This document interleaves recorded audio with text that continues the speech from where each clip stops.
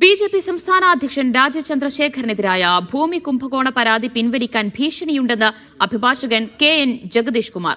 അന്വേഷണം വേണമെന്ന ആവശ്യം ശക്തമാകുന്നതിനിടെയാണ് പരാതിക്കാരന് ഭീഷണി. ആരോപണത്തിൽ വസ്തുതയില്ലെന്ന് രാജീവ് ചന്ദ്രശേഖർ പ്രതികരിച്ചു. കർണാടക സർക്കാർ പാട്ടത്തിന് കൊടുത്ത ഭൂമി രാജീവ് ചന്ദ്രശേഖറിന്റെ കമ്പനി മറിച്ചുവിറ്റെന്നാണ് സുപ്രീം കോടതിയിലും കർണാടക ഹൈക്കോടതിയിലും നൽകിയ പരാതി. ഭൂമി അനുവദിച്ചത് BPLന് ഫാക്ടറി നിർമ്മിക്കാനായിരുന്നു. എന്നാൽ ഒന്നും തുടങ്ങാതെ ഭൂമി മറിച്ചു വിൽക്കുകയായിരുന്നു. 313.9 കോടി രൂപയുടെ ഭൂമിയാണ് ആകെ വിറ്റത്.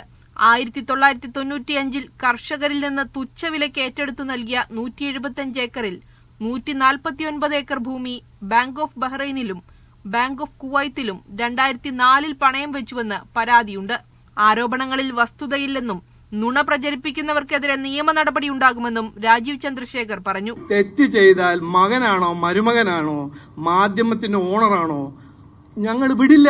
അത് എന്നെ കുറിച്ച് എന്ത് പറഞ്ഞാലോ എന്നെ കുറിച്ച് നുണ പറഞ്ഞാൽ അത് മാറുന്നു വിചാരിക്കണ്ട. തനിക്ക് ഭീഷണിയുണ്ടെന്നും സംരക്ഷണം വേണമെന്നും പരാതിക്കാരൻ ആവശ്യപ്പെട്ടു.